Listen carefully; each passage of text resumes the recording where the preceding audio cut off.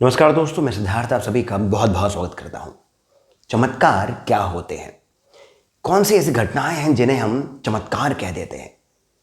वो घटनाएं जो हमारी अपेक्षा के इतर होती हैं, हमारी उम्मीद के दायरे से जो बढ़कर के हो जाती है घटनाएं, हम उन्हें चमत्कार कह देते हैं। कोई व्यक्ति उड़ने लग जाए, चमत्कार है, क्योंकि हमारी जो उम्मीद है वो तो यही है कि व्यक्ति जो है, मनुष्य जो है, वो केवल चल सकता है, दौड़ सकता है, हवा में उड़ नहीं सकता। कोई व्यक्ति पानी में 2 घंटा रह जाए, चमत्कार है। कोई बहुत बड़ी बीमारी हो जाए पर ठीक हो जाए तो चमत्कार है।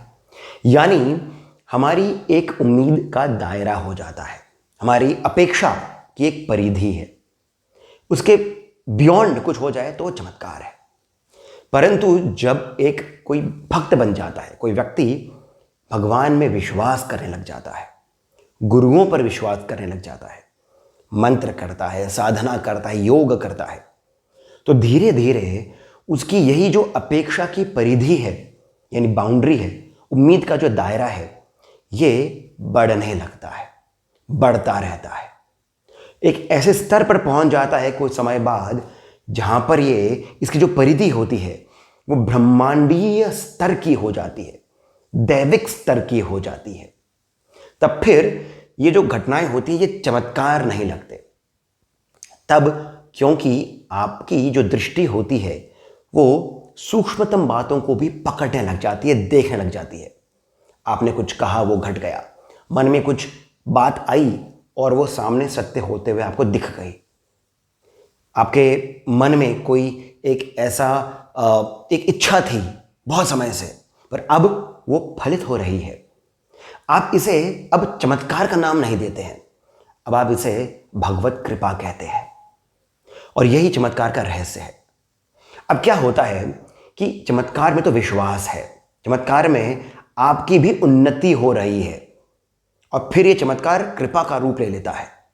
परंतु यदि कोई एक साधारण व्यक्ति है जो पूजा पाठ करता है, भगवान में विश्वास रखता है, परंतु वो साधना नहीं करता, योग नहीं करता, मंत्र नहीं जपता, भगवान में जो विश्वास है पूर्ण समर्पण के साथ वो नहीं आता है, बस पूजा पाठ कर लेता है, अगरबत्ती जला देता है, बाकी के अपने दिनचर्या जो से कार्य होते हैं उसमें चले जाता है, और फिर किसी एक दिन जब दुख हो, बीमारी आ जाए, कुछ चोरी हो जाए, कोई लॉस हो जाए, तब फिर वो भगवान से प्रार्थना करे और फिर ये उम्मीद करे कि चमत्कार होंगे। ये विश्वास नहीं, ये अंधविश्वास है। क्योंकि विश्वास तो सतत होता है, निरंतर होता है, बिना किसी अपेक्षा के होता है। वो तो विश्वास है कि वो है, गुरु हैं, भगवान हैं, हमें जब जरूरत पड़ेगी तो वो अपने ही हिसाब से देख लेंगे। परंतु आपको अब जरूरत है और आप अब पूजा पाठ ज्यादा करने लग गए हैं, मंत्र ज्यादा पढ़ने लग गए हैं, तो अब विश्वास के साथ में चमत्कार हो जाना चाहिए। तब ये विश्वास नहीं, अंधविश्वास है। और इस बात में हमें अंतर दोनों का पता रहना चाहिए। अब मैं आपको छोटी सी घटना बताता हूं, और ये घटना सत्य है, क्योंकि एक व्यक्ति थे मुकुंदा जोशी जी। इनके बारे में मैंने कुछ वीडियोस भी मैंने बताई है, कुछ घटनाएं, प्रसंग बताए हैं बाबा नीम करुणी से रिलेटेड। इन्होंने एक छोटी सी किताब भी लिखी है, तो जो मिरेकल ऑफ लव है उसी की तरह ये भी एक किताब है, पतली सी किताब है। इन्होंने स्वयं ने अपने साथ में घटा हुआ प्रसंग बताया है। बात है 1978 की, यानी बाबा नीम करुणी ने शरीर बहुत पहले त्याग दिया था, करीब 5 साल पहले त्याग दिया था। अब 1978 में इन्हें मालूम चलता है कि इनकी पत्नी को पेनक्रियाटिक कैंसर है, 3rd स्टेज का। 5 डॉक्टर्स की, स्पेशलिस्ट्स की एक टीम बैठी थी, जिन्होंने ये पता भी लगाया था कि इन्हें कैंसर है, और फिर एक टाइमलाइन भी बताया था कि यदि कुछ इलाज नहीं करेंगे तो इनकी जीवन की जो अवधि है वो केवल 2 महीने की है। इलाज करा लेंगे, ऑपरेशन करा लेंगे तो हद से हद 6 से 8 महीने, और इससे ज्यादा का समय इनके पास नहीं है। जोशी जी टूट गए। इनकी पत्नी घर आकर के सभी से ऐसे मिल रही थी जैसे अब समय नहीं है तो सबको हिदायतें दे रही थी, सबको बता रही थी जीवन के बारे में कैसे जीना चाहिए। यानी इनकी पत्नी ने विश्वास कर लिया था, एक्सेप्ट कर लिया था कि ठीक है अब समय गया है। इन्होंने भी विश्वास कर लिया था, पर ये अंदर से टूट गए थे। कुछ दिनों बाद इन्होंने अपने आप को थोड़ा संभाला और फिर एक ही के पास ये फिर से पहुंचे, यानी बाबा नीम करोली के पास। पर कैसे, वो तो शरीर से थे नहीं। इन्होंने अगस्त का महीने में 3 चिट्ठियां लिखी बाबा नीम करोली के लिए। 3 चिट्ठियां 3 अलग अलग दिनों में। फिर उसके अगले दिन इन तीनों को एक साथ इन्होंने कैंची धाम के पते पर पोस्ट कर दिया। मन में कुछ बातें आई थी, बाबा के नाम चिट्ठी लिख करके पोस्ट कर दी। चिट्ठियां पहुंची सिद्धि मां के पास। सिद्धि मां से जवाब 5 दिनों के अंदर वापस आ गया। चिट्ठी में लिखा था, घबराइए नहीं, कुछ नहीं होगा, महाराज जी पर विश्वास रखिए। अब इन्हें लगा, जोशी जी को लगा कि सिद्धि मां ने ये उनको ढांढस बंधाने के लिए ये लिखा होगा। भला 3rd स्टेज का कैंसर कभी भी ठीक हुआ है? तो विश्वास तो इनका, मतलब कि इनकी पत्नी का जीवन बच सकेगा, वहां से तो इनका विश्वास टूट चुका था। महाराज जी पर आस थी, पर लॉजिकल माइंड है, कहता है कि 3rd स्टेज कैंसर है। तो महाराज जी पर विश्वास था, परंतु कुछ चमत्कार हो वैसी उम्मीद इन्होंने नहीं रखी थी। अब कुछ दिनों बाद इनके भतीजे को, जो इनके ही आसपास रहता था और बहुत प्यार करता था इनसे और इनकी पत्नी से, इनके भतीजे को दिन के समय सपना आया। सपना क्या था कि ये, यानी जोशी जी और इनका भतीजा, दोनों कंधे पर बाबा नीम करोली को बिठा करके वो जो डॉक्टर थे जो इनका इलाज कर रहे थे, उन कमरे में लेकर के गए। ये जो डॉक्टर थे उस समय ये अपने स्टूडेंट्स को बता रहे थे कि कैंसर कैसे होता है, कैसे बढ़ता है। कुछ गोलियां थी तो वो भी रखी हुई थी, बताते हुए कि किस तरह से सब काम होता है। वहां पर बाबा नीम करोली आए और बाबा नीम करोली ने कहा, ठीक है अब तो तुमने बता दिया कैंसर कैसे होता है, कैसे बढ़ता है, अब मैं बताता हूं कि कैंसर ठीक कैसे होता है।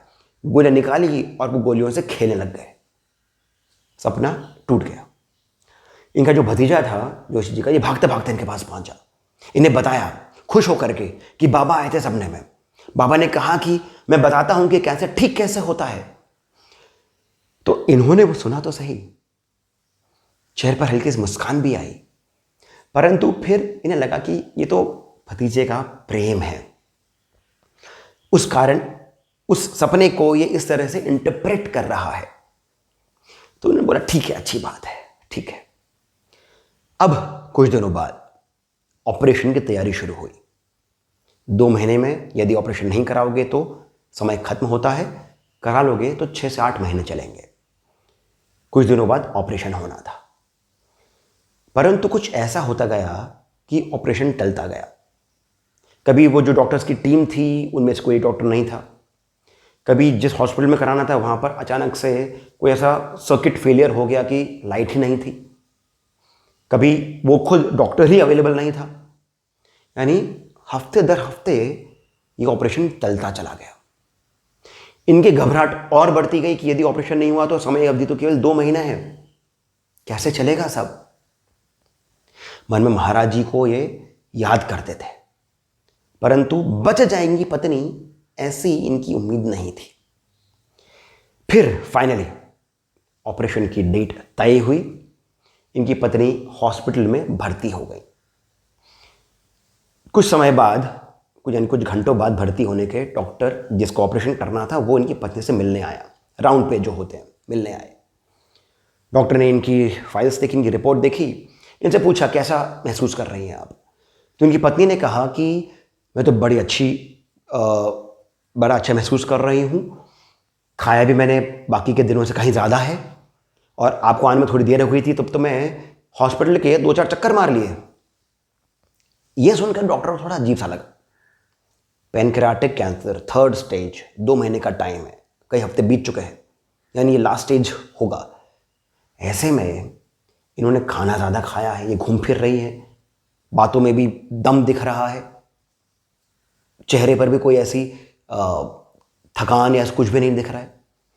तो डॉक्टर ने कहा ठीक है, आगे यदि ऐसी बात है तो आपकी रिपोर्ट्स में फिर से चेक करता हूँ। इनकी एंडोस्कोपी फिर से हुई। उन डॉक्टर्स की टीम जो इनका ऑपरेशन करने वाली थी, जिन्होंने पहले इन्हें बताया था कि इन्हें पैनक्रियाटिक कैंसर है, उन्होंने एंडोस्कोपी करी और उसकी रिपोर्ट फिर से देखी। इन्होंने अब रिपोर्ट में पाया कि कैंसर के कोई लक्षण ही नहीं है, यानी कैंसर गायब। 2 दिन बाद इन्हें हॉस्पिटल से छुट्टी दे दी और इनका स्वास्थ्य अगले 9 सालों तक बिल्कुल स्वस्थ रहा, यानी इन्हें किसी भी प्रकार की परेशानी नहीं हुई।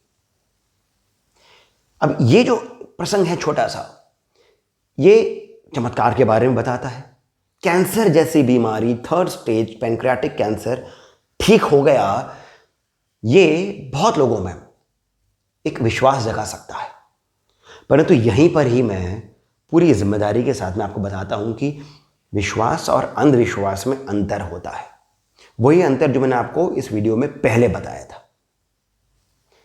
आप में से यदि किसी को इस प्रकार की बीमारी है, आपके रिश्तेदारों को यदि इस प्रकार की बीमारी है, तो ये वीडियो आपको कहीं से भी अंधविश्वास के प्रति प्रेरित नहीं करता है, परंतु हां, एक विश्वास आपको अवश्य देता है कि आप भगवान की ओर अग्रसर होइए, गुरुओं के प्रति श्रद्धा रखिए, अटूट विश्वास रखिए, सतत विश्वास रखिए, पूर्ण समर्पण का भाव लेकर आइए।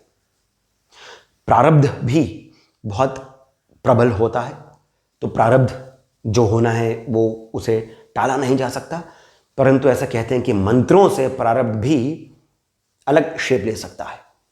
परंतु इन सब बातों पे मैं नहीं जाऊंगा। मैं बस इतना ही कहूंगा कि विश्वास एक ऐसी चीज है जो बड़ी से बड़ी आने वाली घटनाओं को, आने वाली मुसीबतों को टाल सकते हैं। गुरुओं पर विश्वास वशमकारी है। बाबा नीम करोली, इनके साथ जुड़े हुए जितने भी प्रसंग हैं, ये सभी ऐसे हैं जहां पर जिन लोगों ने ऐसे अनुभव करे हैं वो आज भी हैं, और मेरी आयु के भी लोग हैं, मुझसे भी कम आयु के लोग हैं जिन्हें बाबा नीम करोली के अनुभव हुए हैं। इनकी शक्ति का सीधा सीधा साक्षात इन्होंने उसे महसूस करा है। यानी कि ये जो शक्ति है बाबा नीम करोली नाम में ही, इस पर विश्वास रखना बहुत आवश्यक है। इसी के साथ ये विश्वास रखते हुए कि ऐसे प्रसंग आपको जीवन के प्रति और अधिक आपका मनोबल बढ़ाएंगे, आपको अध्यात्म की ओर लेकर के चलेंगे, समर्पण की ओर लेकर के चलेंगे। इसी उम्मीद के साथ मैं आप सभी से जाने की अनुमति लेता हूं। जाने से पहले इतना ही कहूँगा कि इस वीडियो को आप लाइक अवश्य करें, हमें सब्सक्राइब करना नहीं भूलें, और कमेंट सेक्शन में जो पहला कमेंट पिन है वहाँ से पेटीएम, जीपे इत्यादि के माध्यम से 100, 200, 500 जितना भी आपके मन में आए उतना श्री सहयोग भी अवश्य करें। बहुत प्रोत्साहन मिलता है। मैं आपसे अब जाने की अनुमति लेता हूँ। धन्यवाद।